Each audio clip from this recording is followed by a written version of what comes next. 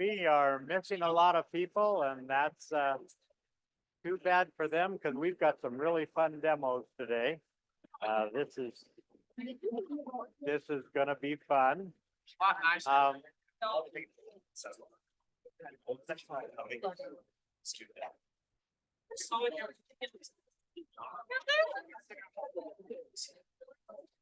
Okay. If I could ask someone to give us an opening prayer, please. Yes, sir. Okay, Gebarua. Quiet. Heavenly Father, we thank you today we have to be able to be together to be able to study physics and be able to learn how it creates the world. We're grateful for this opportunity. We have to be able to be at this great school and be able to feel the spirit. And we ask you to please bless us to be able to go forward and have the spirit in this class that we might be able to learn and focus and continue forward. And we ask you to please bless us that we'll be able to keep our covenants throughout the week, and that those who go to the devotional will also be able to feel the spirit. Say these things in Jesus Christ. Amen. Thank you. Okay.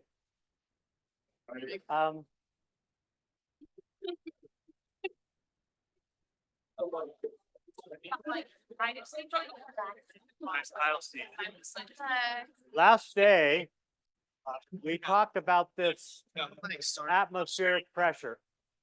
And we said that in America, it was 14.7 pounds per square inch. And that's at sea level. Josh, would you stand up, please?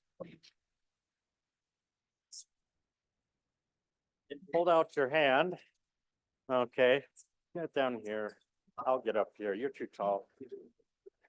Okay, this weighs 14.7 pounds, and the cross-sectional area is 1 inch by 1 inch. And so if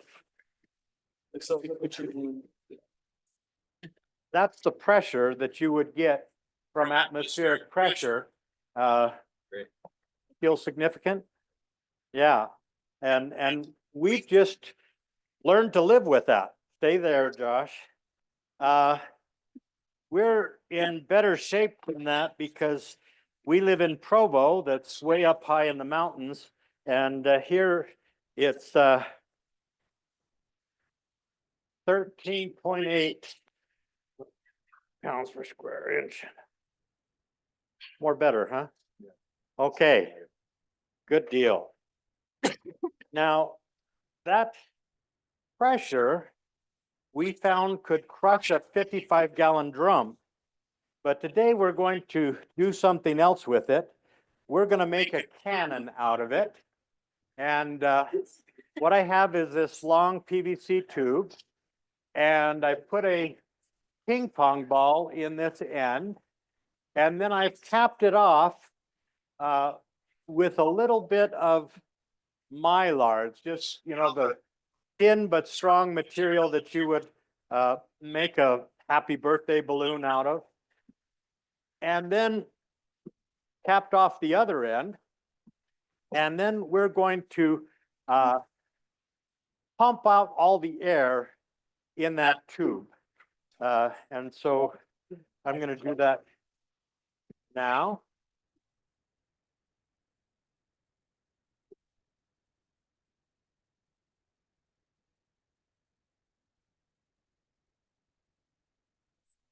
Okay. And now, I don't know if you can see this, but at the other end, I have a pop can. You people over here can see it, right? And it's my target. Okay, and so I would like everyone to kind of protect your ears. This is going to be, I'm just going to take out my hearing aids. Someday you'll be able to do that. And I'm just going to put a hole in this side and whoa. Now.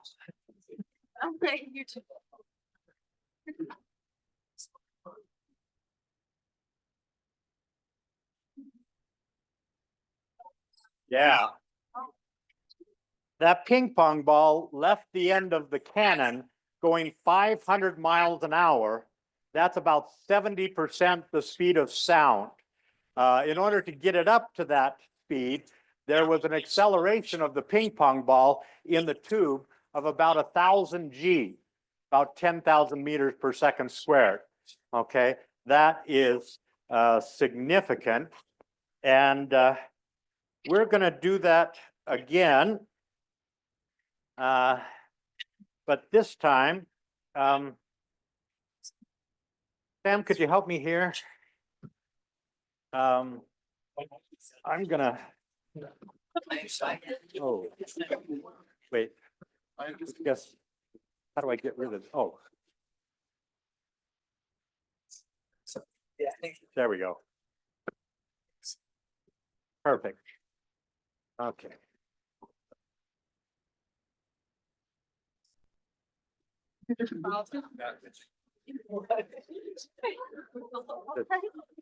Stable? Okay. Okay, I'm gonna do this again.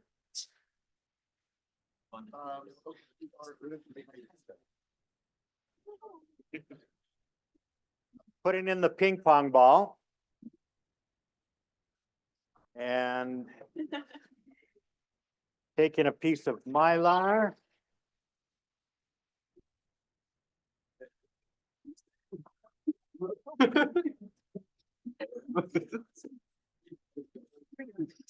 There we go.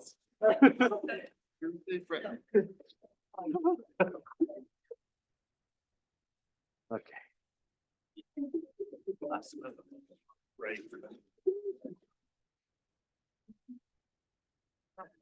Hey guys.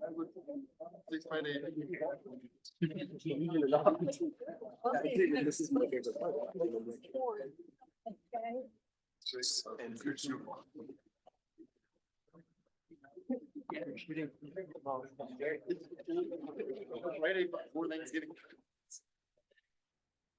Okay.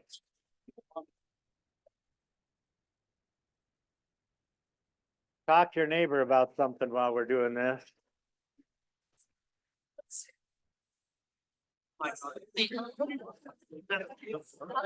Okay.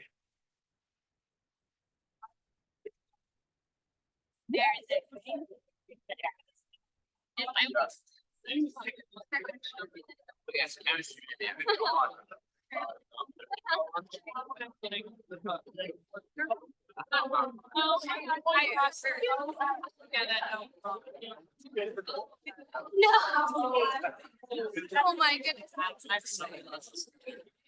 Okay, I need a volunteer to fire this thing. Oh, yeah. Okay, come on down. I will.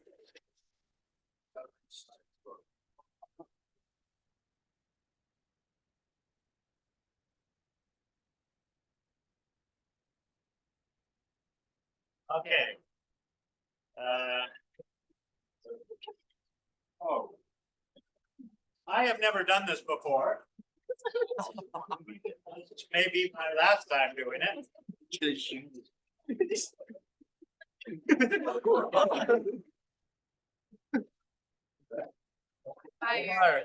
Target. High or low? I gotta go higher?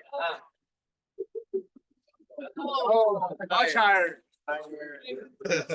Step up. Okay. Give them a countdown. 10, 9, 8, 7, 6, 5, 4, 3, 2, 1.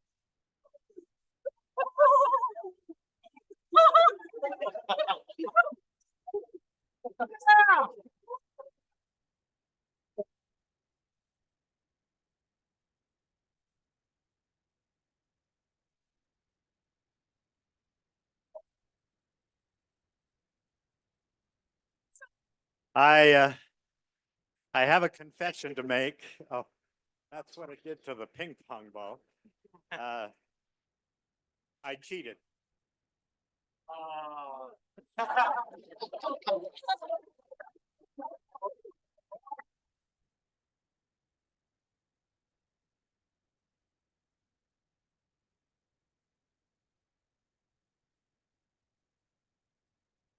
the man of steel. Oh, man, that hurt. I am gonna have a bruise, but I am not gonna show you the bruise. Because no one wants to see that. Okay. Talk to your neighbor again while I get decent. I had the thumbs.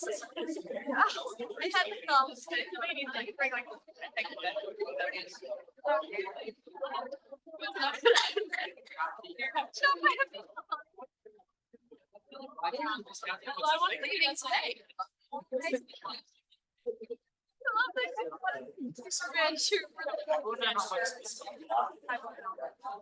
So as you can see, this this demo should be called the ping pong cannon of death. That really hurts. I don't think I'm ever going to do that again. Let's just really quick remind ourselves where we've been. If I have those two blocks and they have exactly the same volume, but A is floating low in the water and B is floating high in the water, which block experiences the larger buoyant force? With your clicker, please. Now you can click.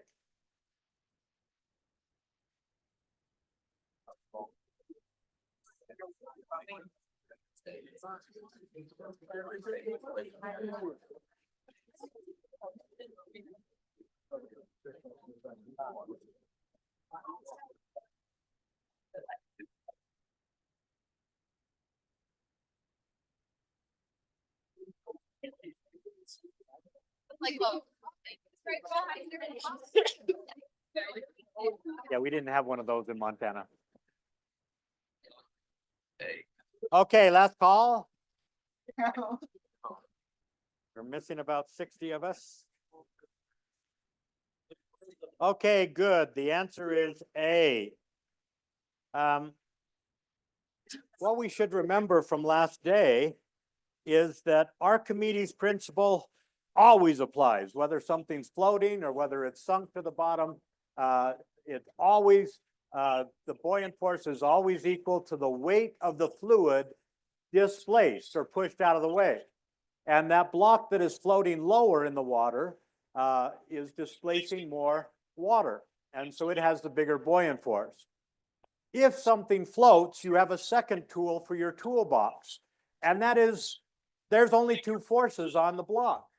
The buoyant force up, the weight down, and it's got no acceleration. So by Newton's second law, remember to qualify it, by Newton's second law with zero acceleration, all the force up has to equal all the force down. So the buoyant force is also equal to the weight of the block. Now, that means that these two blocks don't have the same weight, but they do have the same volume. And that means they can't have the same density. The one on the left might be oak, a very dense wood, and the one on the right might be balsa that is not so dense. Now, what should you remember for the next exam? Some of you that have taken the third exam. Archimedes' principle always applies. The buoyant force is always equal to the weight of the fluid displaced. And if an object floats, the buoyant force is also equal to the weight of the object. And that's why a 10-ton ship has to displace 10 tons of liquid in order to float. Okay. Now, we skipped this part last day, but you've been told, I'm sure, that when you see an iceberg, you only see 10% of the iceberg. What you don't see is the 90% that is submerged. And what that tells you immediately is that the density of the ice is 90% of the density of the water, okay? And that's what I'd like to show you really quick right now. Suppose that I had a cube of wood that was 20 centimeters on a side. Each side is 20 centimeters. And when I float it in water, this is fresh water, I find that 6 centimeters is above the water and 14 centimeters below. Now, those of you really good at math know that 70% of that is submerged. If what I just told you is true, the density of that wood must be 70% the density of water. Well, you remember that in scientific units, the regular units we normally use in other parts of physics, water has a density of 1,000 kilograms per meter cubed. And so that suggests that the density of this wood should be 70% of that, or 700 kilograms per meter cubed. Well, let's prove that. If I draw a free body diagram for the block, I have two forces, the weight down and the buoyant force up. Well, the acceleration is 0, so I know these two have to balance each other. And I know that the weight is just the mass times g. Well, I can write that mass this way. Now turn to your neighbor and tell your neighbor what that Greek symbol means, that rho there.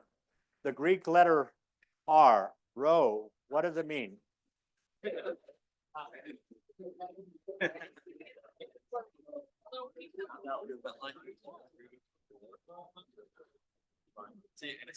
Okay.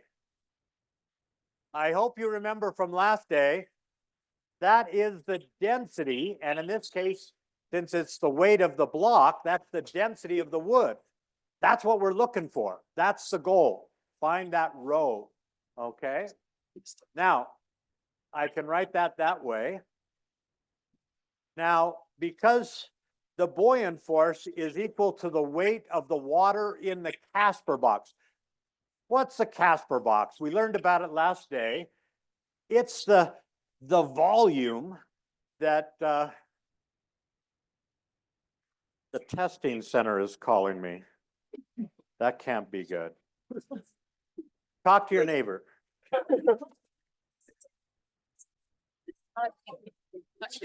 Been a grave error. All the time so far, I actually got. Hello? Hello? Oh, thank you. Actually, this. Oh my gosh.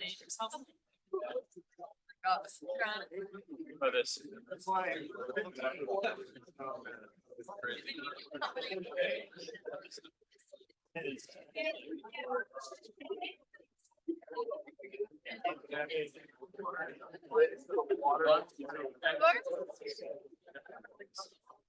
Sir.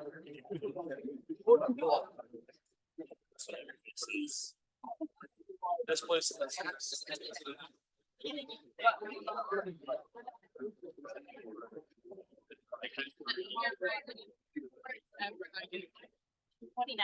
537.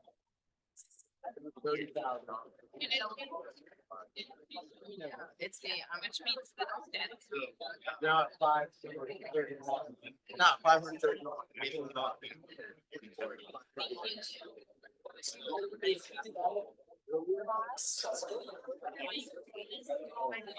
Okay, I apologize. That really wasn't important. They just wanted to explain to me testing center policy. Now that I know. Okay, let's get back to this derivation. The Casper box is the part of the volume that is displacing water, that is underneath the surface of the water. And so that would be the orange part of the block there. Now, again, weight is just mass times g. And if that seems a little low, okay. If I write that mass as the density of water times the volume of water that's displaced, remember density is just, you know, how much mass I have per unit of volume, and then I multiply that by how many units of volume that I have, and that gives me the mass. So I get that for the buoyant force. And then I set those two forces equal to each other, And you see that I can cancel out G. It doesn't matter which planet we're on. And I get this formula here. Well, let's remember what our goal is. Our goal is to solve for the density of the block relative to the density of water. So I'm going to do that by dividing both sides by the volume of the block. That's the total volume of the block.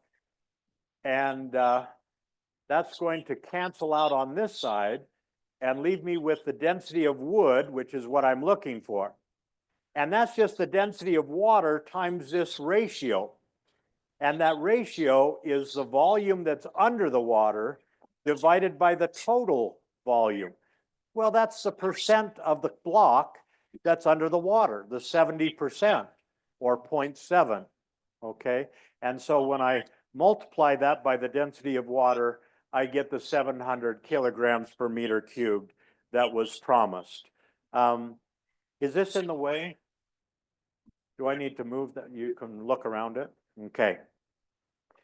Now, we had this really difficult problem at the end of class. You're floating in a boat in your very own swimming pool because you're rich. There's 6 gold bricks sitting on the floor of the boat. Again, you're rich. What you do is you take a marker and you mark the level of the water on the side of the pool. And then you throw the bricks to the bottom of the pool.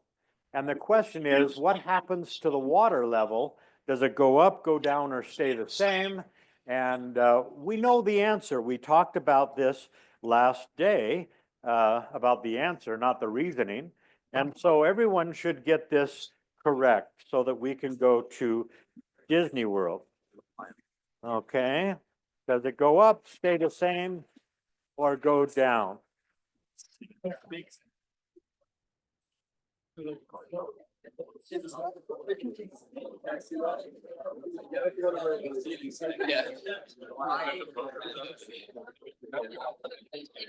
it goes up. I was like, oh, it's definitely.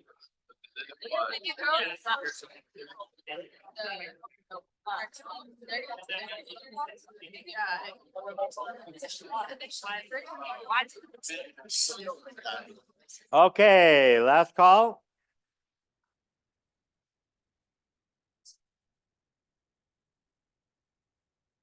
Okay, it goes down. Good, it does. But why? So why? Okay, here's the pool, and there's your water level. I'm not sure why the water's yellow, maybe not enough chlorine. And there's your boat with, we're just going to do 1 brick of gold. And the question is, when that brick is floating in the boat, how much water is displaced by the brick? Is it an amount equal to its weight or an amount equal to its volume? Tell your neighbor, talk to Nimrod. Tell Nimrod.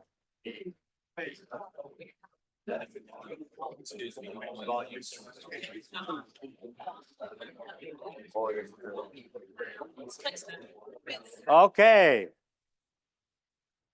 I hope you immediately told Nimrod that when it's floating, it has to displace an amount of liquid equal to its weight. That's the 10-ton boat again, okay?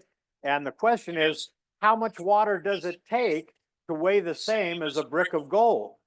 Well, a whole lot, because the density of gold is 19 times more than the density of water. It's big, okay?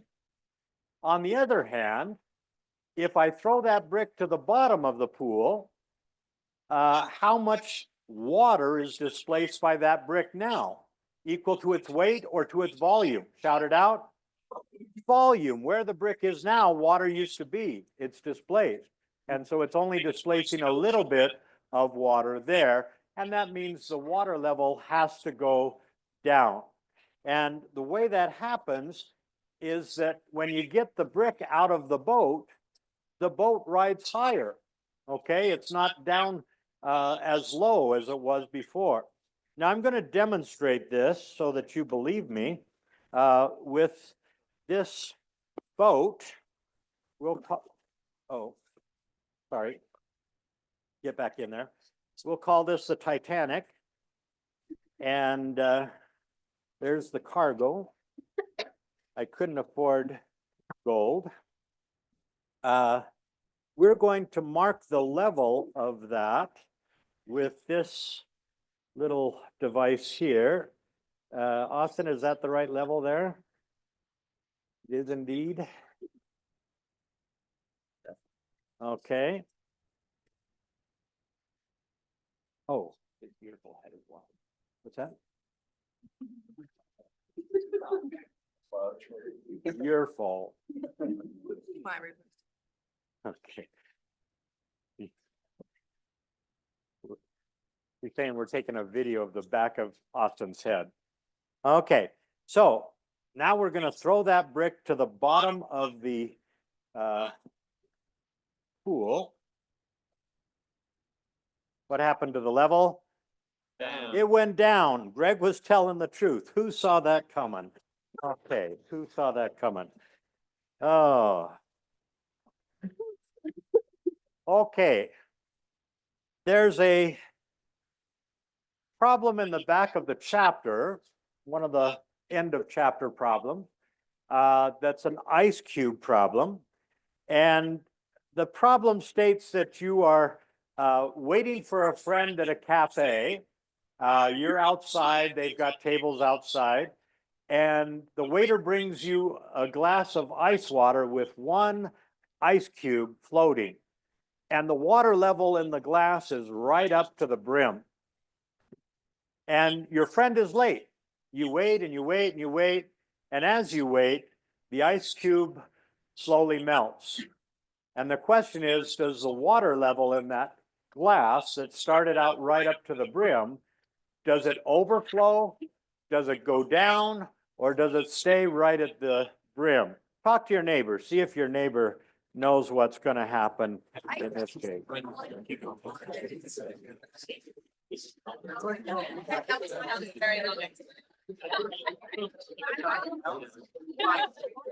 Well, you'll notice that when it was in the boat was pushing way down low, and it was pushing the water up. And now the boat is up high. So Ice. Ice. You said ice at 90 minutes. only the part that's below the surface displaces water. Okay, I can figure it out. let's talk about the answer to this. I'm going to do it a little bit differently. I'm going to start with a great big bucket of water, and I'm going to fill that bucket clear up to the brim. And then I'm going to take a cube of ice, but this is a Mondo cube. This is 5 pounds of ice. It's a big cube. And I'm going to gently lower that into the bucket, and that's going to cause water to spill onto the floor. And the question is, how much water is going to spill out of that bucket? Well, I can figure that out with a free body diagram. The first force I put on any diagram is going to be the weight force, and that's going to be 5 pounds for a 5-pound block of ice, wouldn't you say? Okay. And then I've got the buoyant force. Well, for the acceleration to be 0, I've got to have 5-pound buoyant force. And we know that the buoyant force is equal to the weight of the fluid displaced. Well, in this case, displaced means spilled, because it started out full to the brim. And so the amount of water on the floor is the amount of water displaced, and the weight of that water is the buoyant force. Well, that means I've got 5 pounds of water on my floor. Okay, now I go back to the bucket and I lift that ice out of the bucket and I hold it above the bucket. Well, now I've got room in that bucket for more water. How much more? 5 pounds, 5 pounds. And if I hold that block of ice all afternoon above that bucket so that it melts, drip, drip, drip, drip, how many pounds of water do you think I can get from 5 pounds of ice? 5 pounds. And so it's gonna fill up right to the brim. So if we go back to the cafe, that ice cube's gonna melt, but the level of the water is never going to change. It's just gonna stay right at the brim. See if your neighbor followed that, please.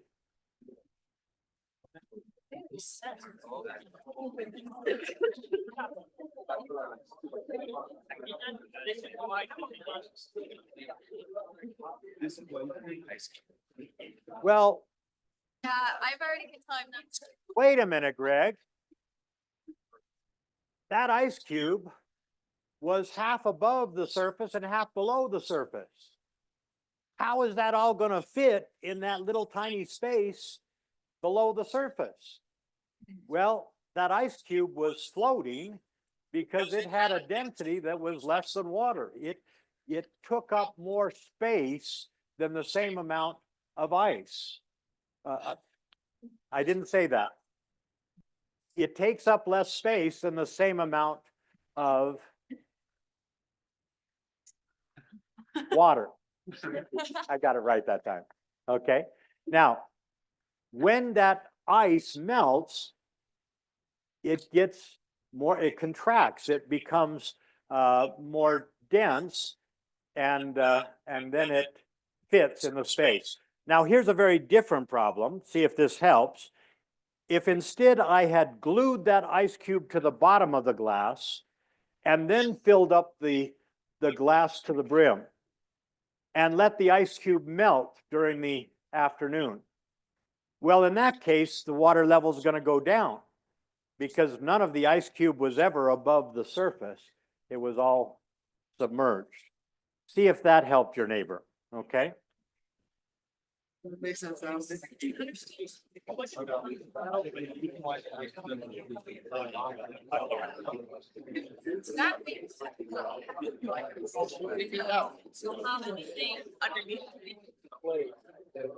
I guess there's something else. I understand it, but. This was nice.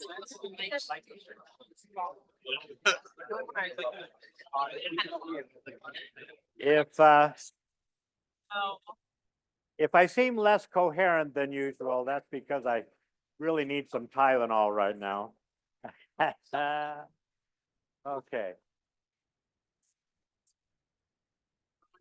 New topic. We're going to take a little field trip and we're going to go to this primordial pond. And at the surface of this pond, this is fresh water.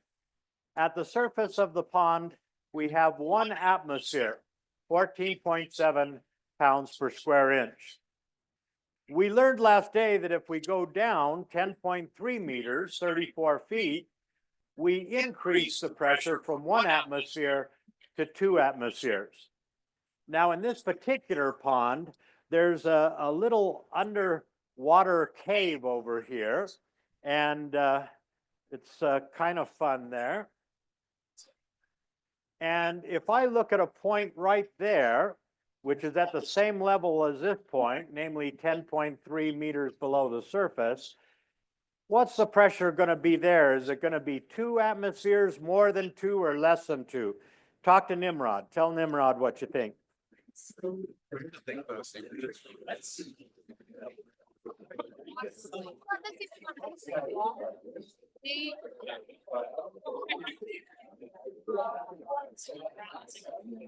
same or not the same.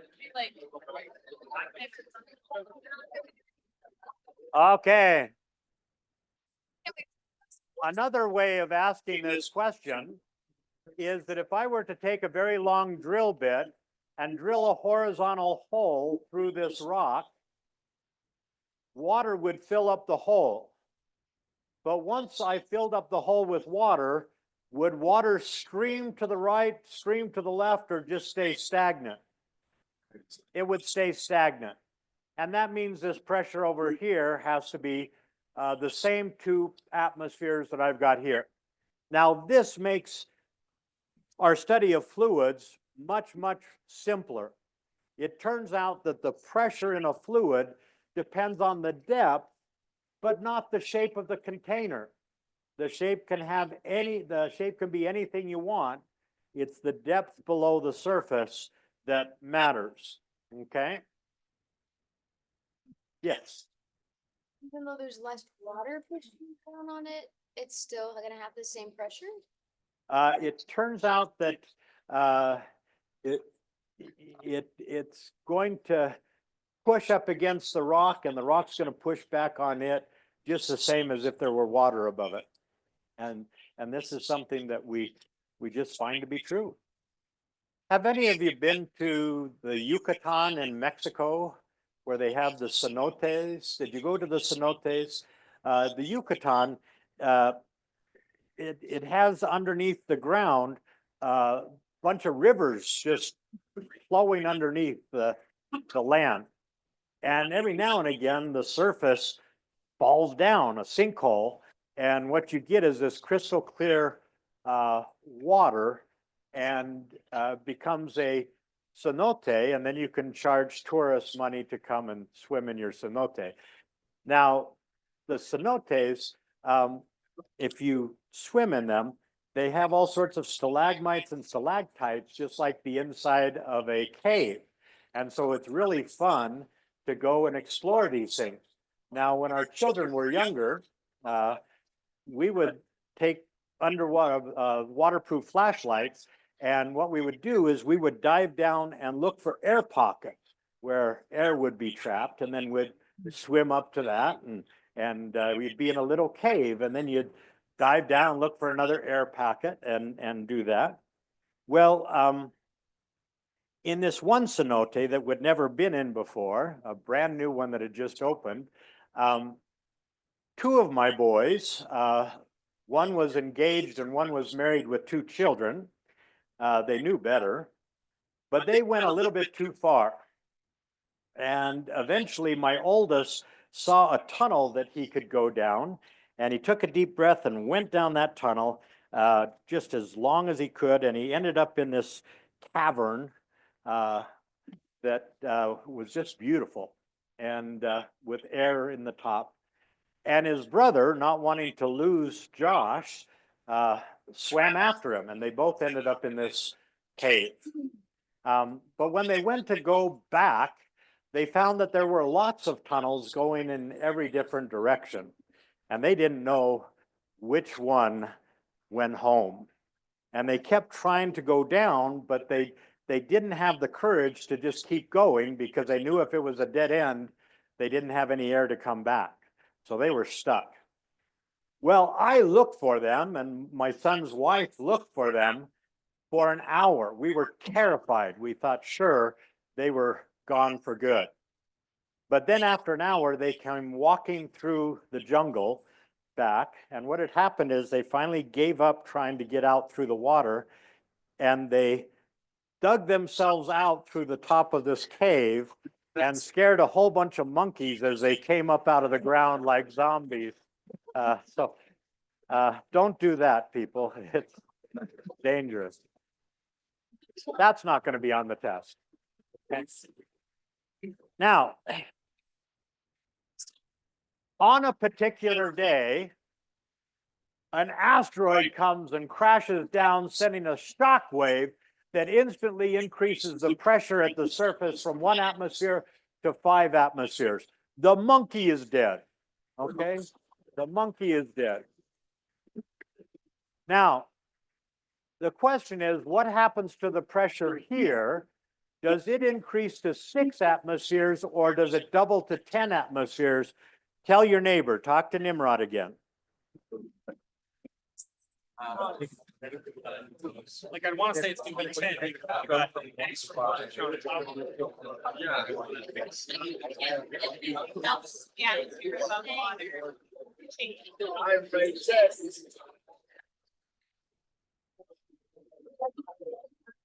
Okay. Fine. If we remember this grand high equation that gives us the pressure at any point 2, if we know the pressure at point 1, we add the density of the liquid, the gravity on the planet we're on, and the depth below point 1. Now, what we did is we added 4 atmospheres to P1. And whatever you do to the right side of an algebraic equation, you've got to do to the left side. So we've got to add 4 atmospheres to this, and so it goes to 6 atmospheres. So by changing the pressure at the surface, I change the pressure everywhere in that liquid. Now, I don't need an asteroid to do that. I could also do that with a giant. If I had a giant big enough and strong enough with a plunger, that giant could apply whatever pressure you needed at the top, and that pressure would be transmitted throughout the liquid. Now, the first scientist to teach us this was Severus Snape. Oh no, that's Blaise Pascal. He's a mathematician. Any change in pressure applied to an enclosed fluid is transmitted undiminished to all parts of the fluid and to the enclosing walls. Now, this is the foundational principle behind hydraulics, okay? We're going to illustrate this with an Olympic event that I call dueling syringes. What I have here are 2 syringes, and you see that one has a small diameter and one has a large diameter. They both have water in them, and they're connected with a tube that has water in them. And so what I need are some volunteers, and I thank you for your service. You two, if you would come on down. Your name, sir? Connor? And Bailey. Connor and Bailey, come on down.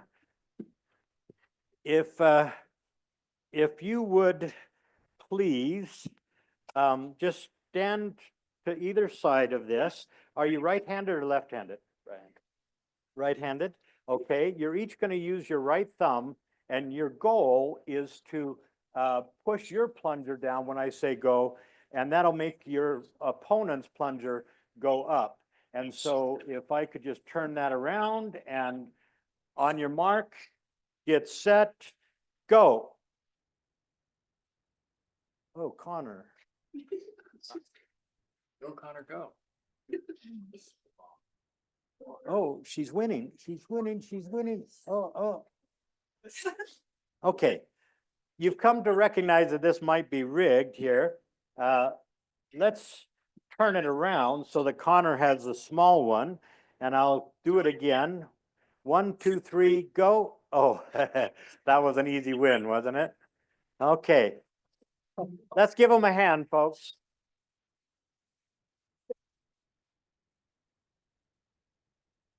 It turns out whoever has the small diameter plunger is going to win, okay?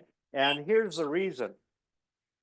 For a tie, such that no water is going left or right through that tube, I've got to have the same pressure here underneath this plunger that I have here. But pressure is force divided by area. So that means that Bailey, with the small area plunger, if she's pushing this hard, then for a tie, Connor, with the larger area plunger, has to push, you know, if it's 4 times the area, he has to push 4 times harder just for a tie. Is that right? Did I get your name right? Halfway? Okay. Questions on that? Now, like I said, this is how your tractors work, your great big $300,000 tractors that work on hydraulics. Okay, you push on a small tube that's filled with oil, and well, it looks like this. If you want to raise a car, what you would do is you would put it on a plunger that has a big area and fill these 2 chambers with some sort of liquid, probably not water because that's going to rust. You'd put some oil or something. And then I would push on this smaller plunger, and that's going to put a force over here. Now, because the pressure at the same depth has to be the same, the pressure right under this plunger is going to be equal to the pressure right under that plunger. But that means that the little force that I push on the little plunger is going to be magnified. If this area is 10 times larger than this area, then I'm going to get 10 times the force pushing up over here.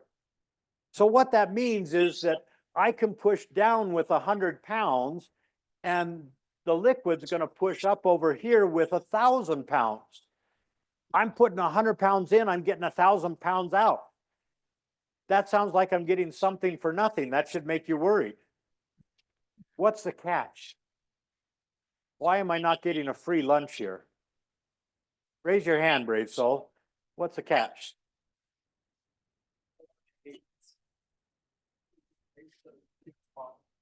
Exactly, exactly. I don't know if you could hear that in the back, but in order for this one to go up 1 inch, I got to move enough liquid over there to fill up that space underneath that big old plunger. And that means that this plunger is going to have to go down 10 inches. Okay, for every 1 inch this goes up, this one goes down 10 inches. So if you think about it, a little force times a big distance, oh, that sounds like Verk, doesn't it? Is equal to a big force times a small distance. The Verk in is equal to the Verk out. I don't get something for nothing. I just trade my distance for the force. If I can't push with 1,000 pounds, it's worth it to me to push with 100 pounds for a greater distance. Check that Nimrod's on the bus. Do a buddy check.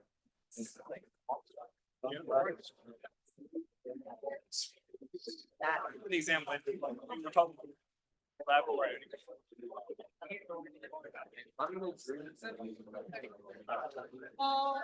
So in order. Okay.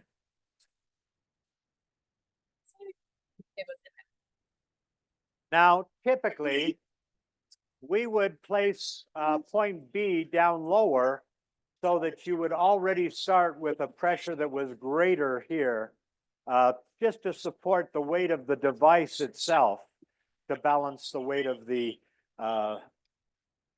lift. Okay. New topic. Suppose we have this freeway that goes down from 4 lanes to 1 lane. And we have 2 observers. We have Stick Picard and Stick Spock. And they each have one of those little counters like the welcome person at Walmart. And they count every car that goes past them for an entire day, all day long.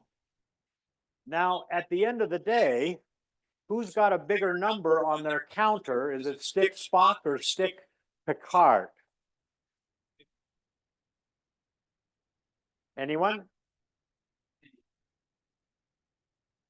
It's got to be the same. Otherwise, some cars were beamed up to the Enterprise, right? Okay, they gotta find the same number of cars go past them. But what that means, if I've got 4 lanes here and only 1 lane there, is that these cars are moving slowly past Picard, and these are moving quickly past Spock. And you've been in this traffic jam before, haven't you? You know, honk, honk, honk, honk, honk, honk, and then you get here and zoom, right? Now, we're not interested in cars on a freeway. We're dealing with fluids, with, in this case, liquids. And so if I look at a liquid, think of these as a fat pipe and a skinny pipe. And I'm going to look at a chunky fluid. Those of you from New Jersey know what I'm talking about. And I'm just going to look at one chunk right there, that red one. And I'm looking at that one because it was going slow and it's going to be going fast. And that means it's accelerating, it's speeding up. Now, the only way that can happen is if these guys behind the red one are pushing harder this way, then these guys are pushing the other way. In other words, I've got to have a big pressure behind and a small pressure in front. Now, folks, That's what keeps airplanes in the air, okay? It's a very important principle that we call Bernoulli's equation. And again, this is named after a mathematician, Daniel Bernoulli.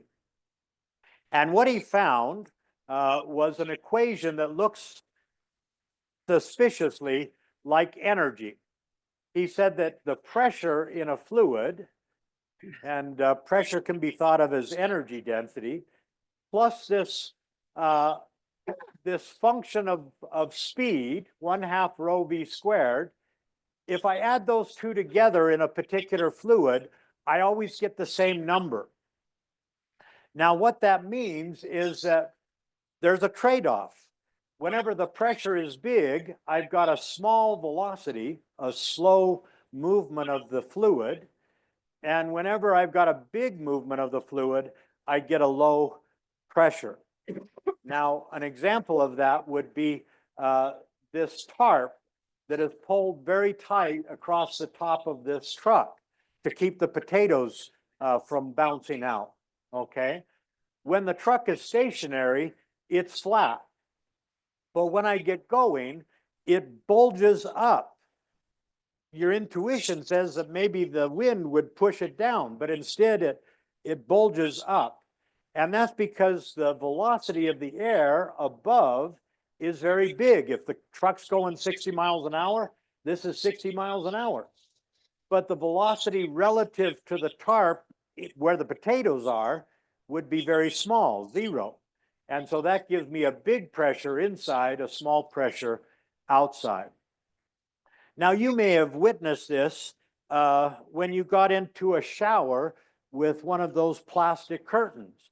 You turn on the water and suddenly that plastic shower curtain wraps around your legs. Well, that's because the flow of water, that's a velocity of a fluid. That's going to lower the pressure relative to the air in the rest of the room that's not moving. And so that shower curtain has high pressure outside the shower, low pressure inside the shower. It comes wrapping around you unless you've got magnets at the bottom. Now we can do some fun things with that, and we will. Why wouldn't we? Okay. Okay. So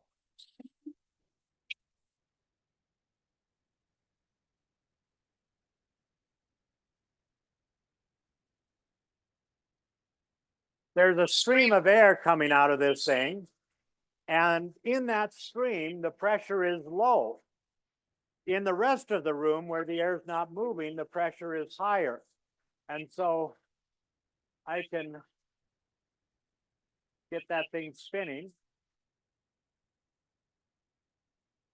It's magic.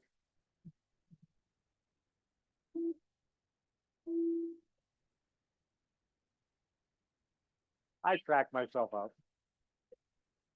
Okay. Let's see if we can do that with other things. We're going to. When in doubt, make it bigger.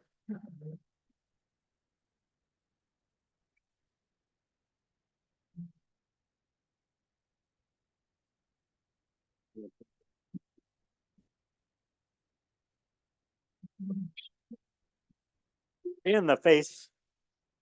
Okay.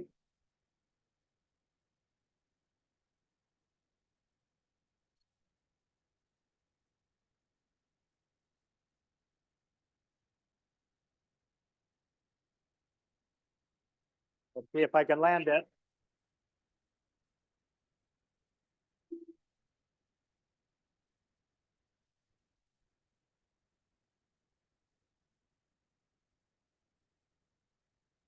Elon Musk could do it. No, I can't. Okay.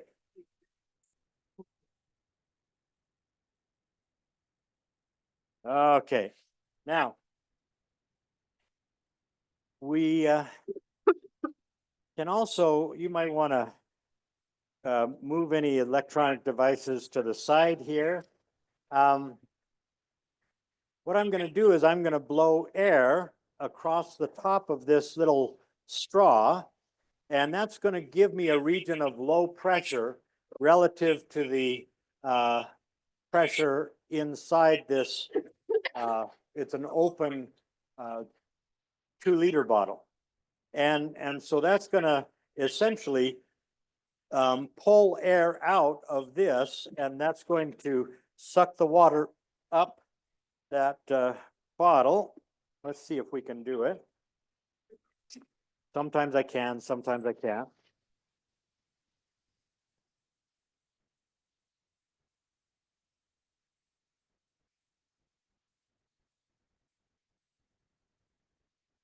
Coming up.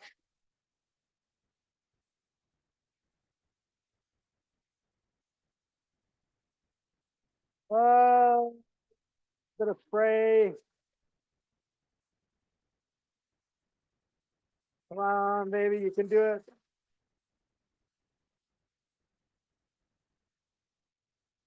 Maybe more.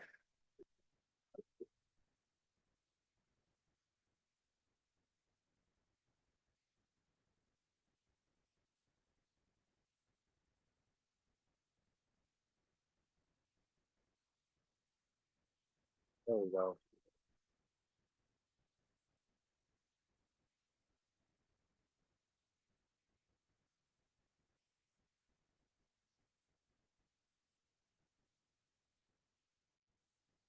Now, as long as I've got that going, we can.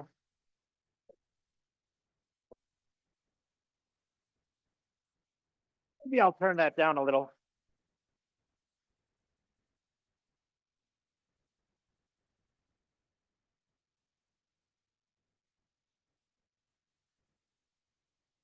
Right. Okay.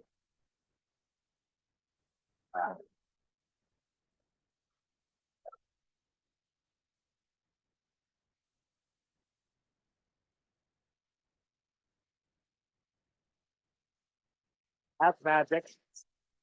Let's try this one here.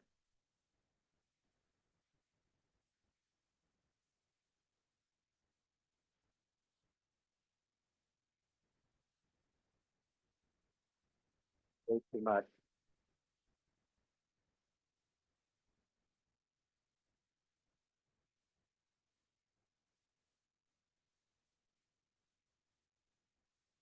Ah.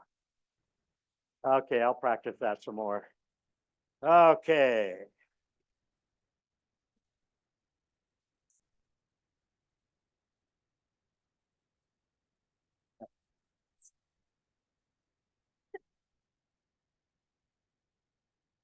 Here's one more.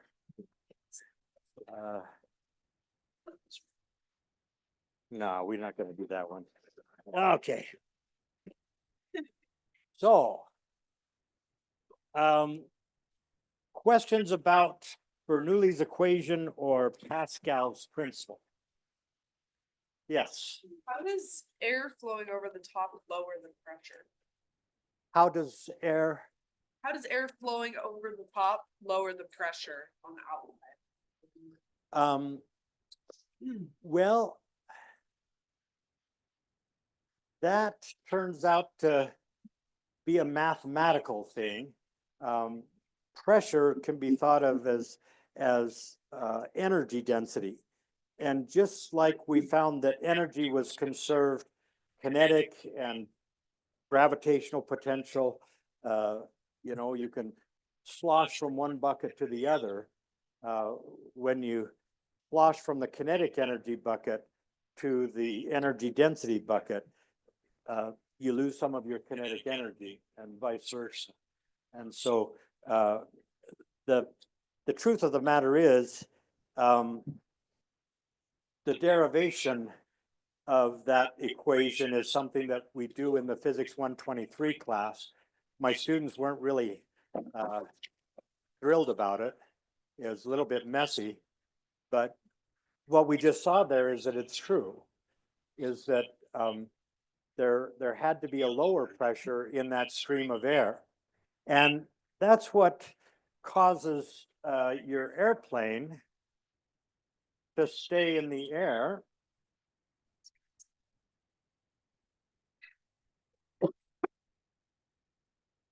Would you hand out those handouts, please, Sam?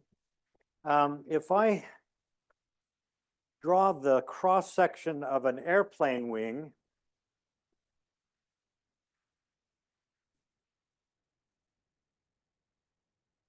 it doesn't look like that, okay? What you need is an airfoil that looks like this. And as that airfoil cuts through the air, let's look at a couple of chunks of air. As this wing slices through that air, those two chunks end up at the back of the wing. Well, relative to the wing, this chunk of air had to go along this path, and this chunk of air had to go along this path in the same amount of time that it took the wing to cut through that. And so this is going to be a bigger velocity relative to that below the wing. And that means I'm going to have a bigger pressure below the wing and a smaller pressure above the wing. That gives you the lift that keeps the airplane in the air. Okay. Another thing you can do to convince yourself of this is to take a spoon when you get home and turn on the water in your sink. And then dangle the spoon by the handle between your finger and thumb and hold it up next to the stream of water, not touching the stream, but just next to it. And that stream of water will suck the spoon right over into the stream, because that stream has a velocity and hence a lower pressure. And that's what pulls the spoon into the stream. Okay.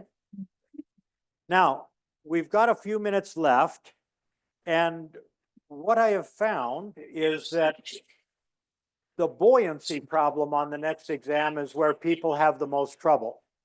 And so what I've given you just now, and I'm using the royal we, is 2 sample exam questions from old exams. And that's the level at which you would be asked to understand this idea of buoyancy. So let's look at this big letter G, first of all. We've got this big letter G with a volume of 400 centimeters cubed, fully submerged in water. And we've got 2 strings that are holding the G in place, and they each have a tension of 1.5 newtons. And of course, the density of the water is 1 gram per cc. That's why we use centimeters cubed instead of meters cubed, is because 1 is a really easy number to work with. Well, the first part of this question asks us to draw a free body diagram for the G. Well, the first force I put on any diagram is the gravitational force, Earth on the G. I then ask, are there any magnets in this problem? No. So what touches the G? Well, I've got those 2 strings that are pulling, and they're pulling at an angle of 53 degrees. And I've got one over here as well.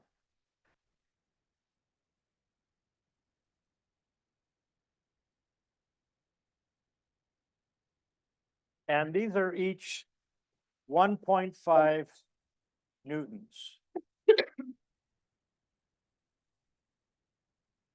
Well, the other thing touching this G is the water. And we know that all of the combined pushes of the water can be represented by one upward push that we call the buoyant force.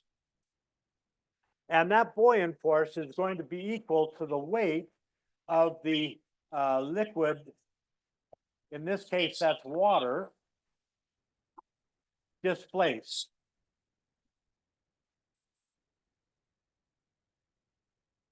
Well, where that G is now, water used to be, it got displaced. And we know that the volume of the G is equal to the volume displaced.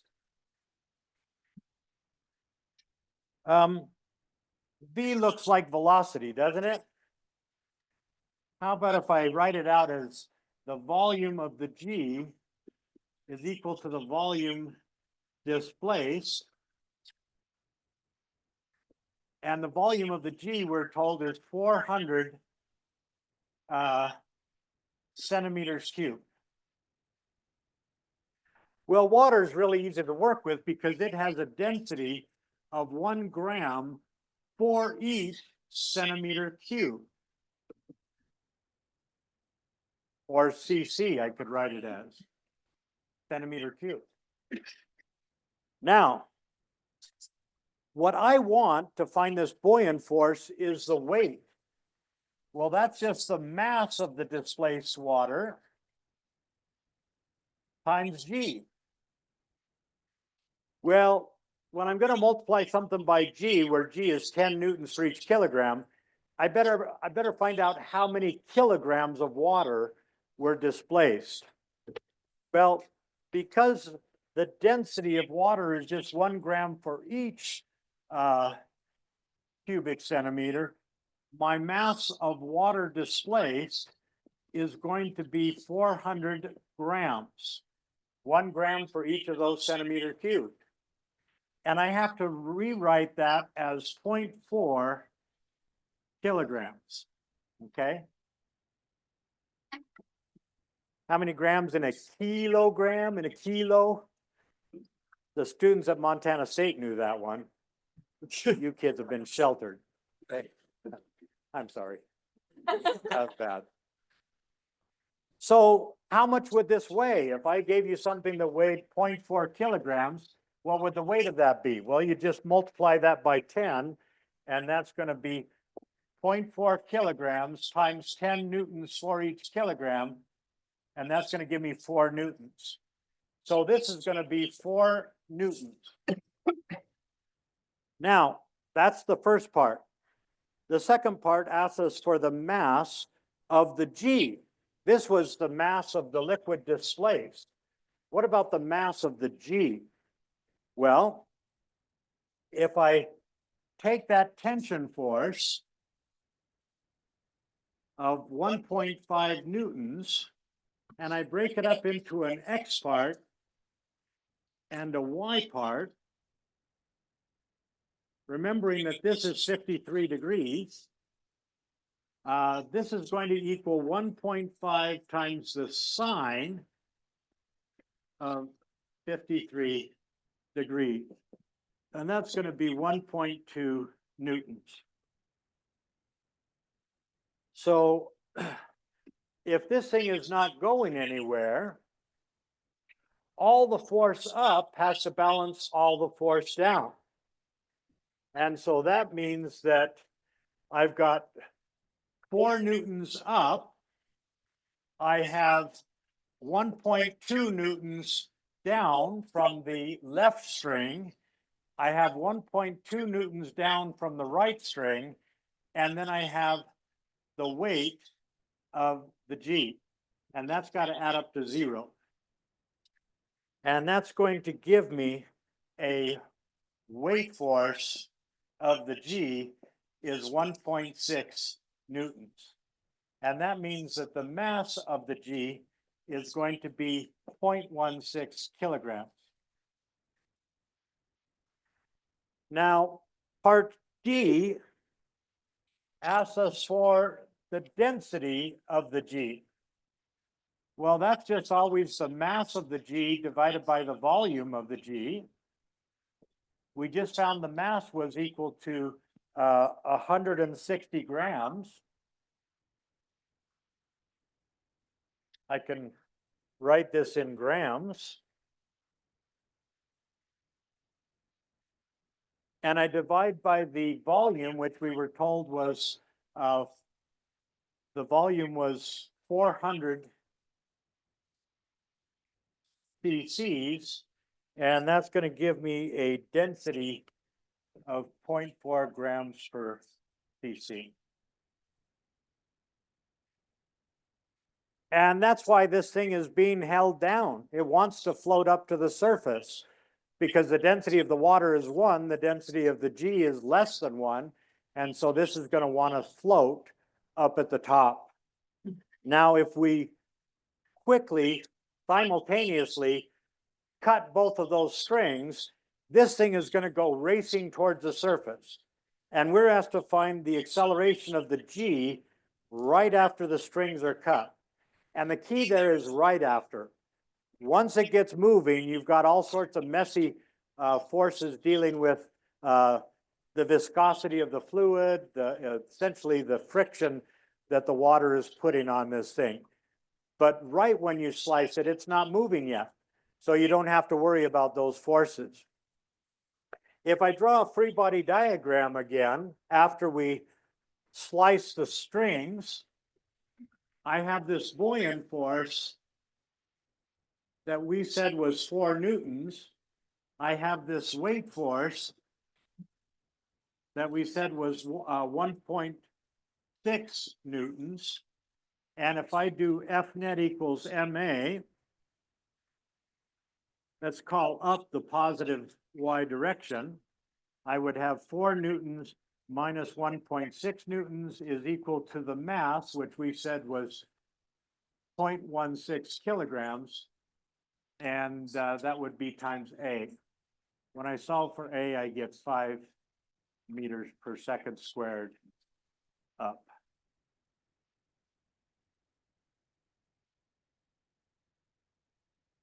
Now, we don't have time to go over the back of that page, but when I get back to my office, I will post the solution to both sides of the page so that you can study it. Folks, I'm also going to post a review session that I held a year ago dealing with buoyancy problems. I start with a very easy problem and work up to more complicated problems where we're using heavy cream instead of water. I hope that helps. Good luck, folks, if you haven't taken the exam yet.